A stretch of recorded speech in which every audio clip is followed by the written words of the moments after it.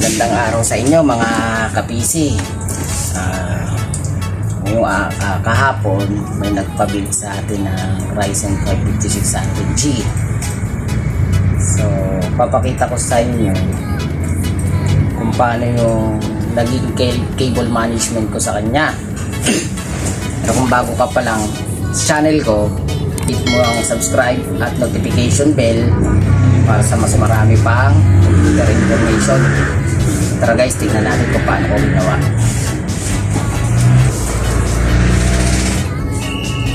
So ito yun guys, yung ginawa kong ginawa kong PC. Nagpa-build siya system unit, ito na yun. Ayan.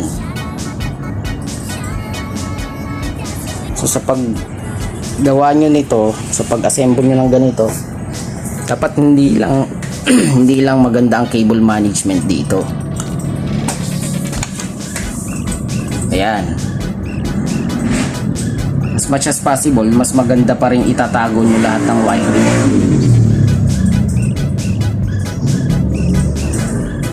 Para hindi naman pangit tingnan. Maganda rin kung maitatago nyo rin yung mga wire nitong fan. Para mas maganda siyang tingnan. Ayan, ito na siya. Ayan yun. So, tignan natin yung likuran niya. Yung likod nitong PC. Ayan. So, dapat hindi lang sa harap ang malinis sa kanya. Pati itong likuran, maayos. Para yung sa mga susunod na kung sakaling ipagawa niya sa iba, pag nakita ng technician, sabi niya maayos yung cable management. Ayan.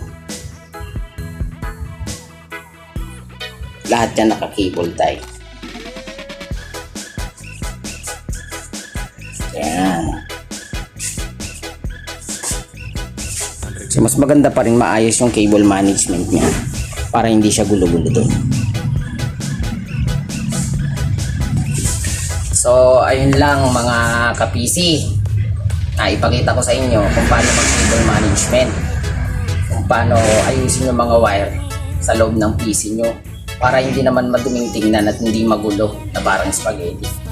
So hanggang sa mga susunod pa uli na video natin, para sa mas marami pang mga computer information, mag-subscribe lang kayo para sa tuloy-tuloy nating video information about sa computer.